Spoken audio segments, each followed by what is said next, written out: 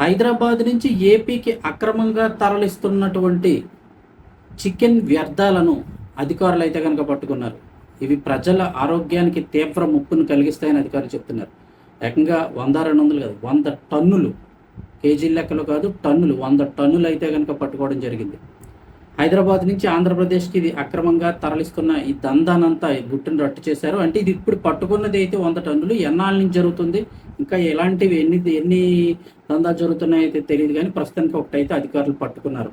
ఏపీలోని చేపల చెరువులకు దానాగా వేసేందుకు ఈ వ్యర్థాలన్నీ కూడా చేపల చెరువులకు దానాగా వేసేందుకు అక్రమార్గంలో తరలిస్తున్న 100 టన్నుల చికెన్ వ్యర్థాలను సైబరాబాద్ పోలీసులు, పశు వైద్య అధికారులు సంయుక్తంగా దాడులు నిర్వహించి సీజ్ చేశారు.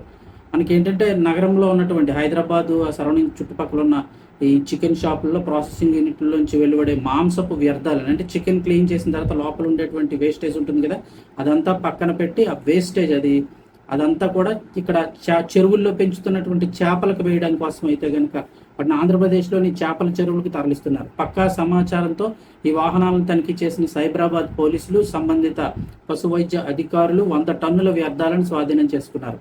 ఈ భారీ పట్టుబాటు సందర్భంగా అధికారులు ప్రజల ఆహార భద్రతపై తీవ్ర ఆందోళన వ్యక్తం చేశారు. ఇలాంటి అపరిశుభ్రమైన ప్రమాదకరమైనటువంటి చికెన్ వ్యర్థాలను మేతగా వేసి పెంచిన చేపలను వినియోగించడం వల్ల ఆహార భద్రతకు తీవ్ర ముప్పు వాటిల్లుతుందని అధికారులు హెచ్చరించారు.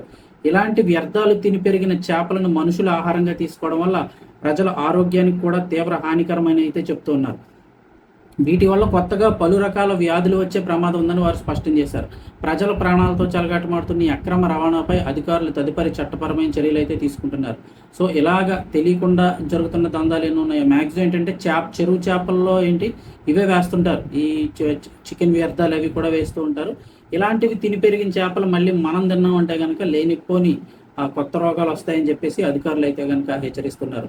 ఇప్పుడైతే దీన్ని పట్టుకున్నారు, ఈ దందాన్ని. కొన్నాళ్ళు ఇదైతే ఆగిపోతుంది ఖచ్చితంగా. వీళ్ళ వెనకాల ఉన్న వాళ్ళు ఎవరు, వీళ్ళందరినీ పట్టుకోవడం జరుగుతుంది. కాకపోతే వీళ్ళు కాకుండా ఇంకా ఎంతమంది ఎలా తరలిస్తున్నారు అనేది అయితే చూడాల్సిందే మరి.